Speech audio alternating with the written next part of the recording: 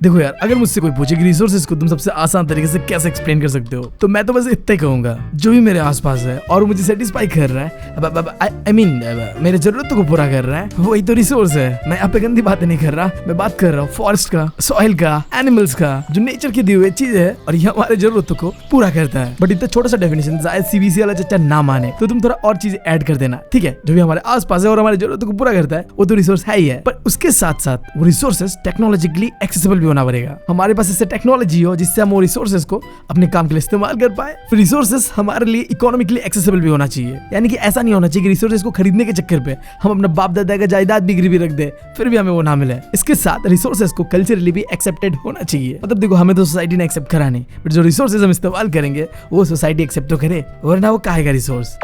अब एक सवाल उठता है यार कि रिसोर्सेज ना नेचर का दिया हुआ गिफ्ट है क्या? नहीं है यार। माना कि जो भी रिसोर्सेस हमें मिला हुआ है वो नेचर ने ही हमें दिया है, बट यहाँ पे हमारा भी योगदान है यार। हम डिसाइड करते हैं अपने जरूरतों के हिसाब से कि कोई चीज हमारा काम आने वाला है या नहीं आने वाला। अगर कोई ऐसा चीज है जो हमारा काम नहीं आने वाला, तो चाहे वो नेचर ने दिया हो, फिर भी वो एक रिसोर्स नहीं है, बेकार वाला चीज हमारे लिए। तो यार सिंपल सा मेरा कहना ये है कि हम ह्यूमंस नेचर के साथ इंटरेक्ट करते हैं टेक्नोलॉजी की मदद से, ताकि हम जो भी रिसोर्सेज होगा उसका इस्तेमाल कर पाए और साथ साथ सही तरीके से उन रिसोर्सेज का इस्तेमाल हो और हमारा कंट्री का ओवरऑल डेवलपमेंट हो, उसके लिए हम बनाते हैं इंस्टीट्यूशन। तो ये ट्रायंगल है जो कि बहुत अच्छी तरीके से समझाता है जो रिलेशनशिप है नेचर और ह्यूमंस के बीच का। ह्यूमन सेंटर पे है जो कि इंटरेक्ट कर रहे हैं नेचर से, टेक्नोलॉजी और इंस्टीट्यूशन की मदद से। इससे एक बहुत ही इंपॉर्टेंट सवाल का जवाब मिलता है इस ट्रायंगल की मदद से। टेक्नोलॉजी, नेचर और इंस्टीट्यूशन, ये तीनों ही इंटरडिपेंडेंट है। क्यों इंटरडिपेंडेंट है? क्योंकि हम है यार, हमारे वजह से है, हमने तीनों को जोड़ा हुआ है।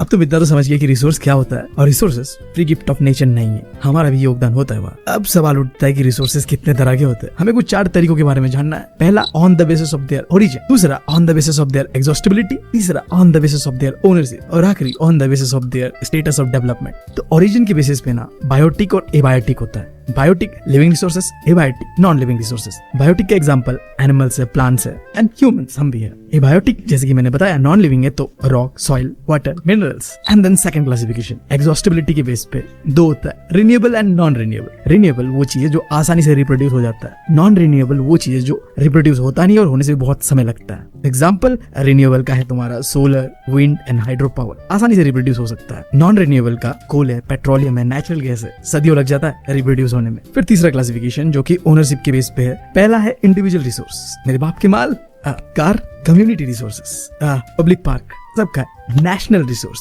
जो हमारे कंट्री का है, लाइक फॉरेस्ट है जो कि गवर्नमेंट रेगुलेट करता है, देश का है वो। एक इंपॉर्टेंट चीज है, तुम याद रख सकते हो यहाँ पे जब भी बात आता है नेशनल रिसोर्सेज का ना, तो कंट्री के अंदर जो चीजें हैं वो तो है ही है। इसके अलावा जो हमारा कंट्री का कोस्ट है ना, वहां से 12 नॉटिकल माइल तक जो भी चीजें पाया जाता है वो हमारा ही प्रॉपर्टी है, माल है, जो भी कह लो। एंड इसके बाहर का जो भी चीजें होगा वो होगा इंटरनेशनल रिसोर्स। सिंपली मैं बताऊं, जो हमारा कंट्री का कोस्ट लाइन है उससे 200 नॉटिकल माइल के बाहर का जो भी एरिया होगा, जो भी चीजें मिलेगा हुआ, वो सारे है इंटरनेशनल रिसोर्स। इसका एक बेस्ट एग्जांपल है ओपन सी, वो इंटरनेशनल प्रॉपर्टी है, किसी कंट्री का नहीं है।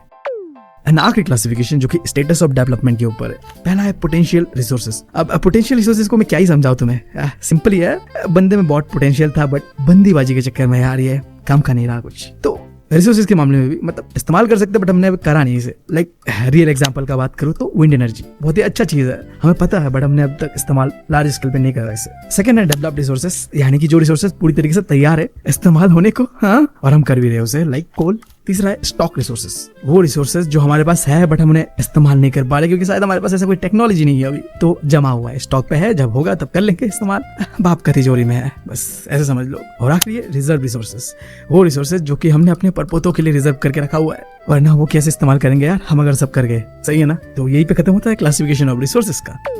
अभी देखो, तुम ये बात तो समझ चुके हो कि रिसोर्सेज हमारे ह्यूमन सर्वाइवल के लिए कितना जरूरी है। हमने लंबे समय तक ये सोचा कि यार रिसोर्सेज तो अपने बाप के माल है, जितना इस्तेमाल करना है करो, और यही हमारा जो सोच है इसने इंसानों को दबा के भयानक तरीके से इंडिस्क्रिमिनेटली रिसोर्सेज को इस्तेमाल करने के लिए मोटिवेट किया, और इसी गलत मोटिवेशन ने बहुत सारी चीजें बिगाड़ दिया। क्या क्या चीजें बिगाड़ा वो देखते हैं। टाइटल होगा कुछ इस तरीके से, major problems due to indiscriminate use of resources by human. पहला चीज देखो, ये जो लालची लोग हैं इनका जरूरतों को पूरा करते करते आज हमारा रिसोर्सेज खत्म होने के कगार पे है। ज्यादातर रिसोर्स जो आज है इस दुनिया में वो कुछ चुनिंदा लोगों के पास है। सिंपल सा चीज है, जिसके पास है बहुत है, जिसके पास नहीं है वो वो का नंगा है भाई। अब ऐसा इंडिस्क्रिमिनेट जो यूज है रिसोर्सेज का, इससे हो रहा है ग्लोबल इकोलॉजिकल क्राइसिस, यानी कि ऐसी चीजें जो दुनिया में सबको इम्पैक्ट डाल रहा है, लाइक ग्लोबल वार्मिंग। तुम्हें या मुझे सबको झेलना पड़ रही है। ओजोन लेयर डिप्लेशन, पोल्यूशन, ये सारे एग्जांपल्स है। खैर यार, इसका मतलब ये नहीं है कि हम सब के सब यार चूती है, नहीं, कुछ अच्छे लोग हैं अभी भी दुनिया में। तो ऐसे कुछ अच्छे लोग इकट्ठा होते हैं और लड़ते हैं ग्लोबल इकोलॉजिकल क्राइसिस जो भी चल रहा है दुनिया में। पहली बार 1992 को रियो दी जेनेरियो अर्थ समिट होता है, जो कि ऑर्गेनाइज करवाता है यूनाइटेड नेशन। उनका एक प्रोग्राम चल रहा होता है, United nation conference on environment and development, in short तुम कह सकते हो UNCED। तो बेसिकली ये क्या था, एक कॉन्फ्रेंस जहाँ पे पहली बार इंटरनेशनली एक अर्थ समिट होता है। कहाँ किया जाता है, ब्राजील, रियो दी जेनेरियो पे, जहाँ इस समिट को मोर देन 100 कंट्रीज ने अटेंड किया। अब इसका फायदा क्या होता है ये जानो। 2 इंपॉर्टेंट चीजों को लेके ये 100+ कंट्रीज ने सहमति जताया। पहला चीज, ग्लोबल फॉरेस्ट प्रिंसिपल, कुछ ऐसे प्रिंसिपल्स जो कि फॉरेस्ट को प्रोटेक्ट करने के लिए लिया गया इसी कॉन्फ्रेंस के अंदर पे।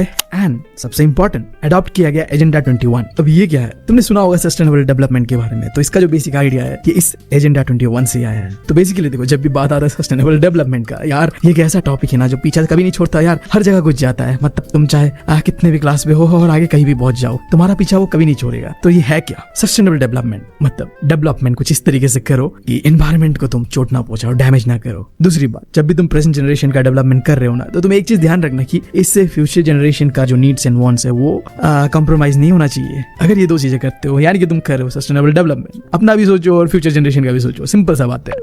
अब इसी से एक नया आइडिया जन्म लेता है जिसे कहते हैं रिसोर्स प्लानिंग। सस्टेनेबल डेवलपमेंट अगर करना है तो रिसोर्सेज जो भी है उसे हमें प्लानिंग करना पड़ेगा इस्तेमाल करने से पहले, कि कहाँ इस्तेमाल करना है, कैसे इस्तेमाल करना है। सवाल आता है कि why resource planning is important. तो देखो, पहला चीज कि एक कंट्री के हर एक हिस्सों पे तुम्हें सारे के सारे रिसोर्सेज नहीं मिलेगा, कहीं कुछ मिलेगा, कहीं कुछ मिलेगा। अब इसका बेस्ट एग्जांपल तुम इंडिया से ले सकते हो। अब जैसे इंडिया के अंदर पे छत्तीसगढ़ और जो मध्य प्रदेश है, वहां पे तुम्हें कई सारे मिनरल्स एंड कोल डिपॉजिट्स मिलेगा। उसी तरीके से अरुणाचल के अंदर पे पानी बहुत ज्यादा है, बट पता है यहाँ दिक्कत क्या है, इंफ्रास्ट्रक्चर बिल्कुल नहीं है। एंड देन तुम राजस्थान को ले लो, सोलर एंड विंड एनर्जी के मामले पे भाई साहब सही है इनका सीन जो भी है, बट इनके पास पानी नहीं है यार, पानी का दिक्कत झेलना पड़ता है। फिर लद्दाख को ले लो, कल्चरली बहुत ही ज्यादा रिच जगह ये है। मतलब कभी दिन मैं जाऊंगा बाइक राइड पे लद्दाख, ड्रीम राइड, हाँ जरूर। बट देखो, पानी और इंफ्रास्ट्रक्चर और मिनरल की यहाँ पे कमी है। तो कुल मिला के बात यह है कि चाहे इंडिया हो या कोई और कंट्री हो, हर जगह में हर एक चीज नहीं मिलता है। तो रिसोर्सेज को इस तरीके से प्लान करना है, बैलेंस करना है कि ओवरऑल कंट्री का डेवलपमेंट हो, जहाँ जो चीज चाहिए उससे वो चीज पहुंचाया जाए, जहाँ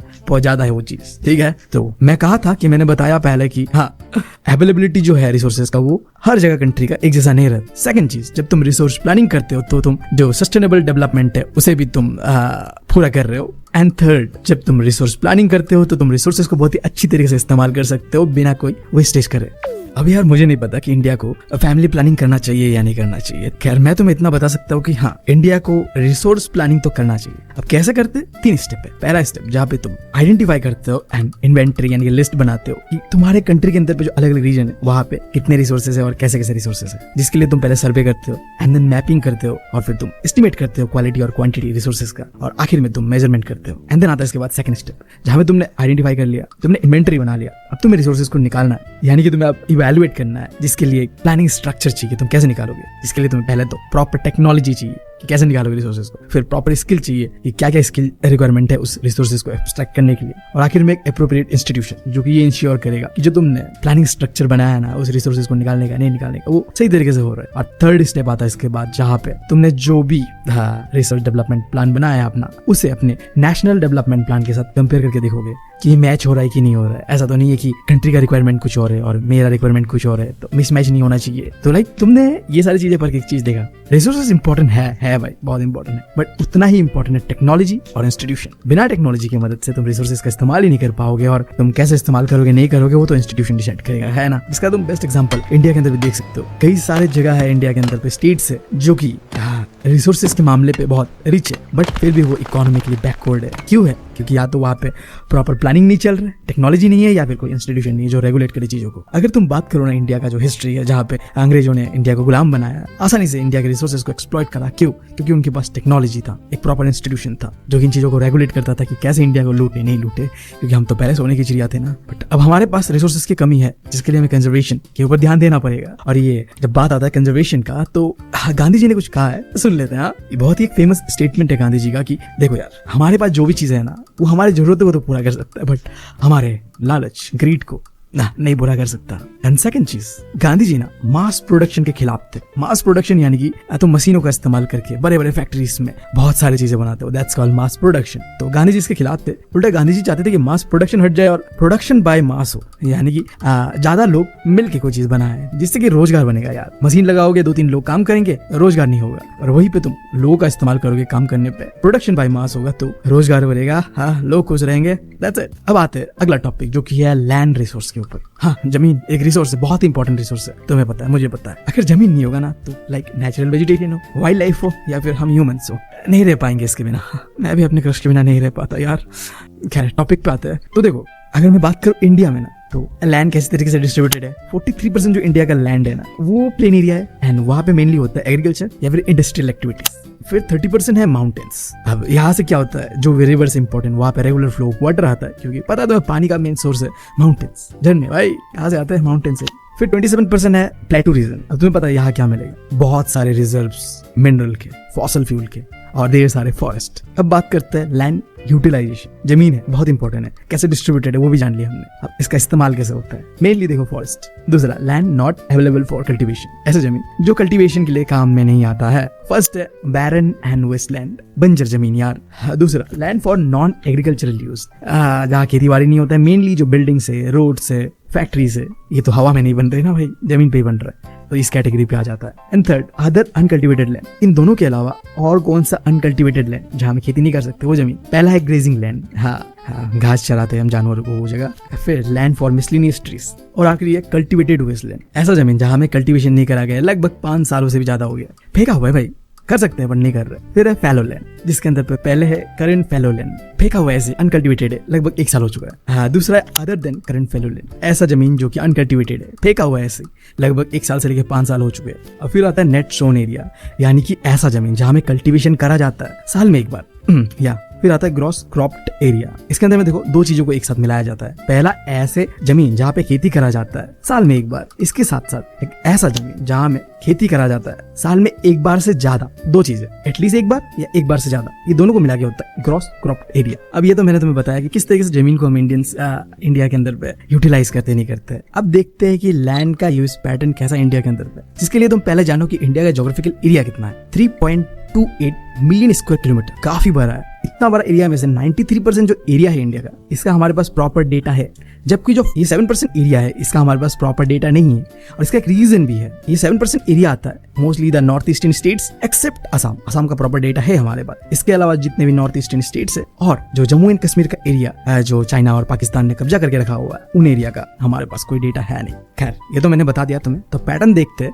लैंड को किस तरीके से इंडिया में इस्तेमाल करा जाता है। पहले, नेट सोन एरिया, वो जमीन जहाँ पे खेतीबाड़ी करा जाता है। अब ये चीज ना इंडिया में अलग अलग स्टेट पे बिल्कुल ही अलग अलग। कुछ स्टेट ऐसे जहाँ पे जो ये खेतीबाड़ी करने वाला जो क्राइटेरिया है बहुत ज्यादा है। लाइक अगर हम बात करें पंजाब और हरियाणा का, जहाँ पे जो ये नेट जोन एरिया है वो 80% से भी ज्यादा है। यानी कि मैं सिंपली बताऊं तो पंजाब और हरियाणा पे मोर देन 80% एरिया है, ऐसा है जमीन, ऐसा है जहाँ पे खेतीबाड़ी करा जाता है भाई। और यही चीज एकदम ही उल्टा है। अरुणाचल प्रदेश का बात कर लो, मिजोरम का बात कर लो, मणिपुर का बात कर लो, या फिर बात कर लो तुम अंडमान एंड निकोबार आइलैंड का, जहाँ पे 10% से भी कम ऐसी जगह है जहाँ में कल्टीवेशन करा जाता है। यानी कि नेट जोन एरिया जो है 10% से भी कम है यहाँ पे। तो दैट्स इंडिया यार, we are different, that's why we all are Indian. खैर, ये तो मैंने बात किया कि खेतीबाड़ी करने वाला इलाका जो है नेट जोन एरिया। अब बात करते हैं फॉरेस्ट एरिया इंडिया में कितना है। तो एक डेटा है जो कि चार्ट पे दिया हुआ है, इतना जाने की जरूरत नहीं है डिटेल पे, सिंपल मैं बता रहा हूँ। 1960 से लेके 61 का जो डेटा है वहां देखने मिलता है कि इंडिया का जो फॉरेस्ट कवर एरिया है वो 18.11% था, जो कि बढ़ के 2014-15 में 23.3% हो गया है। अब तुम्हें लग रहा हो कि बहुत अच्छा बढ़ा है हमारा फॉरेस्ट कवर एरिया, जिसके लिए तो एटलीस्ट हमें मिठाई तो बांटना ही चाहिए आपस में। हाँ, अब नहीं, क्योंकि जो हमारा नेशनल फॉरेस्ट पॉलिसी है ना, वो कहता है कि हमारा जो फॉरेस्ट कवर एरिया है ना वो एटलीस्ट 33% तो होना ही चाहिए। अब अगर तुम्हारे दिमाग में सवाल आ रहा है, जो कि ऑब्वियस सवाल है, CBSE भी पूछेगा कि 33% ठीक क्यों? क्योंकि जवाब तो गांधी जी भी नहीं दे पाए, बट हम देने की कोशिश करते हैं, क्योंकि देना पड़ता है, क्योंकि CBSE वाले हमें नहीं छोड़ेंगे अगर हम नहीं दिए तो पहला पॉइंट तो ये है कि देखो, जो इकोलॉजिकल बैलेंस है ना उसे बनाए रखने के लिए ये 33% फॉरेस्ट कवर एरिया होना जरूरी है। पॉपुलेशन बढ़ रहा है भाई दमादम, और हम अगर पेड़ों को काटते जाएंगे तो हमारे अलावा जानवरों का क्या होगा, सो जाए कभी तुमने। Second point, millions of people ऐसे हैं जो फॉरेस्ट के ऊपर ही अपना लाइवलीहुड यानी कि अपना जिंदगी डिपेंड करके बैठे हुए हैं। उनका खाना फॉरेस्ट से आता है, उनका जिंदगी फॉरेस्ट से चलता है। एंड इस वजह से हमें फॉरेस्ट कवर एरिया जो बनाए रखना बहुत जरूरी, क्योंकि ये रोजगार दे रहा है उन्हें। अब इसके बाद टॉपिक है लैंड डिग्रेडेशन, यानी कि जमीन की बर्बादी। कैसे होता है? हम इंसान करते हैं और कौन करेगा। और कभी कभी नेचर का भी योगदान होता है इसमें। क्या होता है कि जो क्वालिटी ऑफ लैंड है ना, कि तुम्हें पता है लैंड बहुत ही फर्टाइल होता है, हमारे कुछ गलतियों की वजह से ये जो फर्टिलिटी है जमीन का, ये जो क्वालिटी है, ये बर्बाद हो जाता है। तब उसे हम कहते हैं लैंड डिग्रेडेशन। अब इसके कई सारे कारण हो सकता है, कुछ इंसानी कारण, कुछ नेचुरल कारण। देखते हैं क्या क्या कॉज होता है। पहला, जब हम करते हैं डिफॉरेस्टेशन, जंगल काटते हैं तो उससे लैंड डिग्रेडेशन होता है। दूसरा, जब होता है ओवर ग्रेजिंग। अब अगर तुम्हें नहीं पता ओवर ग्रेजिंग का मतलब, तो यार देखो, तुम जानवर को घास खिलाते हो, तो अगर ज्यादा खिला दोगे तो ग्रेजिंग लैंड बर्बाद हो जाएगा, तो उससे बंजर जमीन हो जाएगा। फिर तो मतलब वो लैंड डिग्रेडेशन को सपोर्ट कर रहा होगा। इसी तरीके से एक चीज है डेजर्टिफिकेशन, जहाँ पे क्या होता है, रेगिस्तान जो है वो फैलने लगता है, इससे भी लैंड डिग्रेडेशन होता है। एंड देन जो इंडस्ट्रियल वेस्टेज है, ये भी मतलब एक बहुत ही बड़ा कारण बनता है लैंड डिग्रेडेशन का। इंडस्ट्री रिलीज करता है टॉक्सिक केमिकल्स, जो कि अगर जमीन पे आके इंटैक्ट हो जाता है तो वो फिर उस जमीन को दूषित कर देता है भाई। तो इसे भी हमें जरूरत है कि प्रॉपरली हम मैनेज करें इंडस्ट्रियल वेस्टेज को। आखिरी है माइनिंग एक्टिविटीज। भाई माइनिंग की वजह से भी जमीन जो है, लैंड डिग्रेडेशन जो है वो होता है। अब कैसे रोकना है? जो चीजें हो रहा है उसको अपोजिट करो। तुम्हें पता है कि डिफॉरेस्टेशन से हमें क्या होता है, लैंड डिग्रेडेशन का सामना करना पड़ता है, तो तुम करो एफॉरेस्टेशन। तुम्हें पता है ओवर ग्रेजिंग से लैंड डिग्रेडेशन होता है, तो तुम करो proper management of grazing lands. फिर तुम्हें पता है कि इंडस्ट्रियल वेस्टेज जो है, इसे अगर तुम प्रॉपरली मैनेज करो तो तुम जो है लैंड डिग्रेडेशन को रोक सकते हो। और आखिरी, माइनिंग एक्टिविटी जो जहां भी हो जाता है बाप के नाम पे, काला धंधा जो भी कह लो तुम, इसे भी रोकना चाहिए यार। अब अगला टॉपिक है soil as a resource. Soil यानी मिट्टी, इसके बारे में क्या कहूँ यार। सॉइल बहुत ही एक इंपॉर्टेंट रिन्यूएबल नेचुरल रिसोर्स है। इसके अंदर होता है ऑर्गेनिक और इनऑर्गेनिक मटेरियल्स, जिस वजह से ये सपोर्ट कर पाता है डिफरेंट लिविंग ऑर्गेनिजम्स को, और साथ ही साथ ग्रो करने में मदद करता है प्लांट्स को। अगला टॉपिक, टाइप ऑफ सॉइल, कितने तरीके का होता है। लगभग 6 तरीके के सॉइल के बारे में आज हमें पढ़ना है। पहला है एलुवियल सॉइल, दूसरा है ब्लैक सॉइल, तीसरा है red and yellow soil, fourth है लैटेराइट सॉइल, फिफ्थ है एरिड सॉइल, और आखिरी है फॉरेस्ट सॉइल। नंबर 1 का बात करते हैं, जो कि है एलुवियल सॉइल। दुनिया में सबसे अगर फर्टाइल सॉइल कोई है तो ये यही है, जिस वजह से एग्रीकल्चर यार परफेक्ट होता है। यहाँ पे खेती बाड़ी के लिए एकदम परफेक्ट है एलुवियल सॉइल। अब लॉजिक लगाओ, जब ये परफेक्ट एग्रीकल्चर के लिए, तो ये कहाँ पाया जाता होगा? दुनिया का सबसे फर्टाइल जगह पे, हमारा इंडिया का नॉर्दर्न प्लेन, जहाँ गंगा बहता है भाई, और इसके साथ साथ ही जो कोस्टल प्लेन इंडिया का, वहां भी पाया जाता है एलुवियल सॉइल। ये सॉइल बहुत ही अच्छा रहता है अगर तुम उगाते हो वहां पे sugar cane, paddy, wheat, pulse, ऐसे जो क्रॉप्स है। अब तुम एज के हिसाब से ना एलुवियल सॉइल को डिवाइड कर सकते हो, 2 तरीके से क्लासिफाई कर सकते हो। मैं सिंपली कहूँ तो एक होता है ओल्ड एलुवियल सॉइल, दूसरा है न्यू एलुवियल सॉइल। अब जो ओल्ड है ना, उसे कहते हैं भांगर, और जो नया वाला है उसे कहते हैं खादर। ये तो था एलुवियल सॉइल के बारे में। And then black soil. अब ब्लैक सॉइल को कहते हैं रिगुड सॉइल। इसके साथ साथ इसका एक दूसरा नाम भी है, ब्लैक कॉटन सॉइल। क्यों? क्योंकि ब्लैक सॉइल पे एक ही चीज सबसे ज्यादा उगता है, वो है कॉटन। बहुत फेमस है कॉटन ब्लैक सॉइल के नाम से। तो ये कहाँ पाया जाता है? मेनली जो डेक्कन प्लेटू है महाराष्ट्र का, इसके साथ साथ जो मालवा प्लेटू है, यहाँ भी पाया जाता है black soil. And third soil, red and yellow soil. अब देखने में तो ये रेडिश कलर का होता है, क्योंकि इसके अंदर में ढेर सारा पाया जाता है आयरन्स। बट जब ये गीला होता है ना, तब ये येलोइश कलर का दिख रहा होता है। तो ये सॉइल बनता है क्रिस्टलाइज इग्निशियस रॉक से। ऐसे एरियाज पे जहाँ पे रेनफॉल बहुत ही कम होता है, वहां पे ही सॉइल तुम्हें दिखता है। ये सॉइल कहाँ पाया जाता है, इसका बात करूँ तो southern and eastern part of the Deccan प्लेटू, Chhattisgarh and Odisha. फिर इसके बाद आता है लैटेराइट सॉइल। ऐसे इलाकों में पाया जाता है जहाँ बारिश और टेम्परेचर दोनों ही बहुत ज्यादा होता है। लाइक कहाँ का? कर्नाटका, केरला, तमिलनाडु, मध्य प्रदेश, और जो भी हिली एरिया से असम और ओडिशा का। अब मैंने थोड़े पहले बताया था एलुवियल सॉइल के बारे में, जो कि बहुत ही फर्टाइल सॉइल है। इसका एकदम ऑपोजिट है लैटेराइट सॉइल, बिल्कुल ही फर्टाइल नहीं है ये, तो एग्रीकल्चर के लिए तो बिल्कुल सूटेबल नहीं है ये। अब इस वजह से यहाँ पे जो भी सॉइल होता है उसका काम क्या पे करा जाता है? ईंटें बनाने पे करा जाता है भाई। अब अगला है एरिड सॉइल। ये दिखने में रेड या ब्राउनिश कलर का होता है। मोस्टली ऐसे इलाकों में पाया जाता है जहाँ पे बारिश बहुत कम होता है। तुम गैस करो कौन सा इलाका हो सकता है ऐसा? राजस्थान, राइट। तो क्या होता है, बहुत ज्यादा ड्राई क्लाइमेट और टेम्परेचर की ज्यादा होने की वजह से ये जो सॉइल है यहाँ पे ह्यूमस और मॉइस्चर दोनों ही ना के बराबर होता है। अब एरिड सॉइल के अंदर पे एक चीज है, जो बॉटम एरिया होता है ना, सबसे नीचे वाला जगह, वहां पे एक कंकर का लेयर फॉर्म होता है। अब आखिरी है फॉरेस्ट सॉइल, जो तुम माउंटेन सॉइल भी कह सकते हो, क्योंकि ये आखिर माउंटेन्स पे ही तो मिलता है। हाँ, मोस्टली फाउंड इन हिली एंड माउंटेनियस एरियाज। ऐसा जगह पे पाया जाता है जहाँ पे बहुत ज्यादा रेनफॉल होता है। ऐसा कौन सा एरियाज है? हिमालयन रीजन जो है इंडिया का, जहाँ बारिश भी मस्त है, पहाड़ भी मस्त है यार, सब चीज मस्त है। अब जैसे मैंने बताया कि फॉरेस्ट सॉइल पाया जाता है पहाड़ी इलाकों में, माउंटेनियस एरियाज। तो देखो यहाँ पे सीन कैसा रहता है, जो ऊपर का हिस्सा होता है माउंटेन का, जहाँ ये सॉइल पाया जाता है, वो बहुत ही कम फर्टाइल होता है, और जो नीचे वाला हिस्सा होता है वो बहुत ज्यादा फर्टाइल होता है। अब ऐसा किस लिए होता है? वेदरिंग की वजह से होता है। अब देखो हवा, पानी, बारिश, ये सब चीजों की वजह से जो सॉइल ऊपर में है वो धुल के नीचे आ जाता है। जब आता है तो सॉइल का जो फर्टिलिटी है वो नीचे की तरफ आ जाता है। ऊपर पे इसलिए कम रहता है फर्टिलिटी और नीचे ज्यादा रहता है। तो इसी चीज को कहते हैं सॉइल इरोजन। जहाँ सॉइल इरोड हो गया तो लाइक सॉइल इरोजन के बारे में थोड़ा पढ़ते हैं। अगर मैं तुम्हें बहुत ही सिंपल लैंग्वेज में कहूँ ना तो यार जैसे मेरा दिल टूटने के बाद अब यार हर किसी के ऊपर अब ट्रस्ट लूज हो गया मेरा, यार नहीं होता अब ट्रस्ट किसी पे। उसी तरीके से सॉइल इरोजन होने के बाद सॉइल का जो फर्टिलिटी है वो लूज हो जाता है।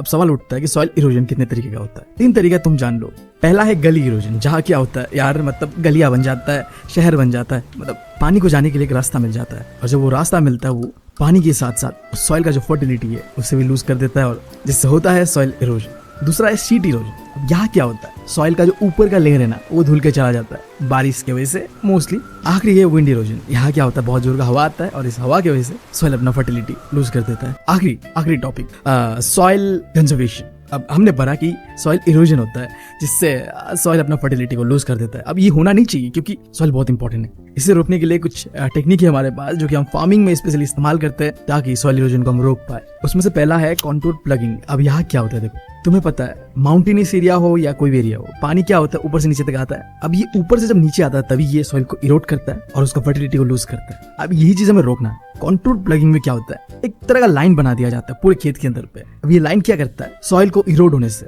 रोकता है, उसका फर्टिलिटी को लूज करने से रोकता है। और एग्जैक्टली इसी तरीके का कुछ करा जाता है टेरेस फार्मिंग के अंदर, जहाँ माउंटेन जो होता है वहां पे खेती करा जाता है। अब माउंटेन पे तो ऑप्शन है नहीं कि तुम मतलब कुछ और चीज कर सकते हो। बारिश आएगा तो माउंटेन का जो ऊपर वाला हिस्सा उसका फर्टिलिटी लूज हो जाएगा। अब ऐसा ना हो इसलिए पहाड़ों को काट के उसका जो स्लोप है उसे काट के कुछ इस तरीके से बनाया जाता है कि पानी बारिश जब भी आए तो वो जमीन का जो फर्टिलिटी है उसे लूज ना करे। तीसरा है स्ट्रिप क्रॉपिंग। अब ये मोस्टली करा जाता है प्लेन एरियाज पे। तुम यार अपना जो भी खेत है उसके अंदर पे कुछ गैप क्रिएट कर रहे हो और वहां पे कुछ अलग अलग चीजें उगा दे रहे हो जो कि एक तरीके से बैरियर का काम करता है। पानी, बारिश, हवा, ये सब चीजों को तुम्हारे फसलों को बर्बाद होने से रोकता है। इसी तरीके से एक सिमिलर चीज करा जाता है सेल्टर बेल्ट्स के अंदर पे, जहाँ पे क्या होता है ये भी प्लेन एरियाज पे करा जाता है। जो तुम्हारा खेत है उसके आसपास में तुम बड़े बड़े गच्छियों को उगा देते हो। सेल्टर बेल्ट में सिंपली बड़ा बड़ा गच्छी होता है और जो स्ट्रिप क्रॉपिंग में तुम कोई छोटे मोटे गच्छियां उगाते हो खेत के अंदर ही। बट ये जो सेल्टर बेल्ट है वो तुम खेत के बाहर तुम गच्छियां उगाते हो जिससे कि तुम्हारा खेत प्रोटेक्टेड रहे, चाहे बारिश हो, तूफान हो, आंधी हो, कुछ भी हो भाई, सॉइल इरोजन बस ना हो। तो भाई इतना ही था इस चैप्टर के अंदर पे, काफी लंबा आई नो। होप मैंने तुम्हें अच्छे तरीके से बताया, सिखाया, समझाया। तो अगर वीडियो अच्छा लगा ना तो बिना लाइक कमेंट करे भागना मत यार, बुरा लग जाएगा मुझे।